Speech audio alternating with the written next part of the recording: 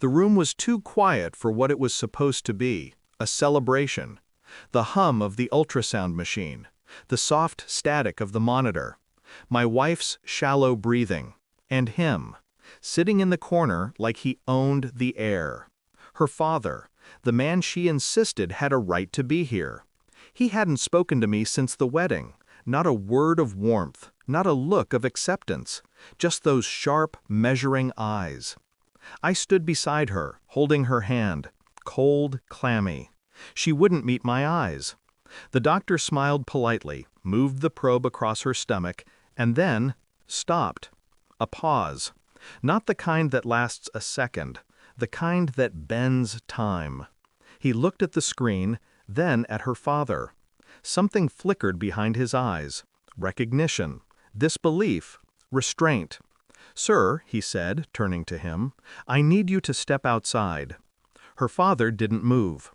"I'm not leaving," he said, his voice calm but heavy. "That's my grandchild." The doctor hesitated, then pressed a button on the wall. Security was called. And as the door opened, the man's stare cut through me. Not anger, not fear, possession. That night, she said nothing. Neither did I. The silence between us wasn't new. It had been growing, like mold under wallpaper. She blamed stress, hormones, work. I blamed nothing, because blaming meant believing something was wrong. But that look in the doctor's eyes, I couldn't unsee it. When he glanced between me and her father, it wasn't medical concern. It was calculation, comparison. I remembered how her father insisted on being there, how she argued with me in whispers, desperate, defensive. "It's important to him," she'd said. "He missed the last one." There was no last one. This was our first child. The next morning, she left early for her prenatal yoga. Her phone buzzed on the counter. A message. From him. "Don't forget the next appointment. We need to keep track." We. My fingers trembled as I put the phone down. Not from rage, from recognition. Something about their closeness had always unsettled me. Private jokes, unexplained calls.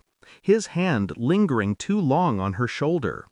I'd told myself I was imagining it, that no father looks at his daughter like that. But now, I wasn't sure he ever looked at her like a daughter at all. Over the next week, I moved like a ghost in my own house. I smiled, I cooked dinner, I played the role, but I watched. She hid her phone now, turned away when she texted. Her father stopped calling on speaker. I asked about the baby. She said everything was fine. Her eyes said something else. Late one night while she slept, I sat at her desk and opened the folder she'd left half buried beneath baby magazines. Ultrasound reports, printed images, and tucked between them an older document, a medical report from 5 years ago, a fertility consultation. Only her name and one other, Richard H., her father's name. Under relationship to patient, donor consideration. I read it twice, 3 times, then folded it back neatly. I didn't confront her, not yet. Instead, I requested a paternity test kit, quietly. When she slept, I swabbed her toothbrush, mine, and the baby's image from her medical records. I sent it off, and I waited. Each day she smiled softer, avoided me more. He called more often, came by once, uninvited. When he left, I checked the nursery. He'd built the crib himself. Carved into the wood, just beneath the mattress frame, were initials, R.H., not mine. The envelope came on a Wednesday, unmarked, plain. Inside, one sheet of paper, one line that detonated everything. Probability of paternity, 0. The child wasn't mine. I stared at the wall for a long time, not moving, not breathing. Then I understood. The doctor's glance, the father's possessiveness, her silence. She hadn't cheated in secret, she'd agreed to it.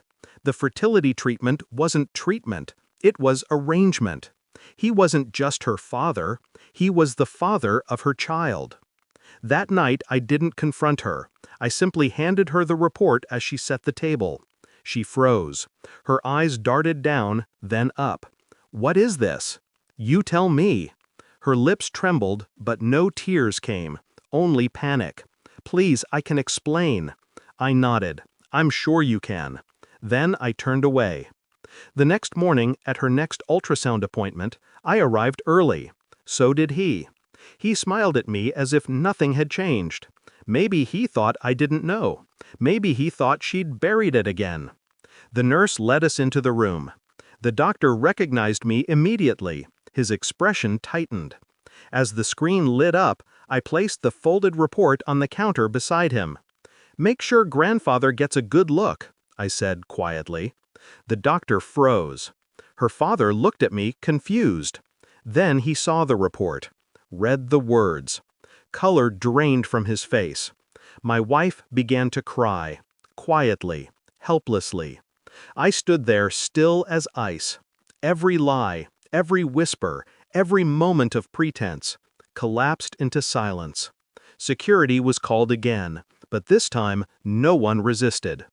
I didn't go home, didn't pack, didn't explain. I walked out of that clinic and never looked back. People think betrayal explodes. It doesn't. It decays, slowly, quietly, until one day you stop feeling anything at all. I burned the test report that night, watched it curl into ash. She'll raise his child. He'll live with the truth. And me, I've finally stopped asking why. Because the answer no longer matters.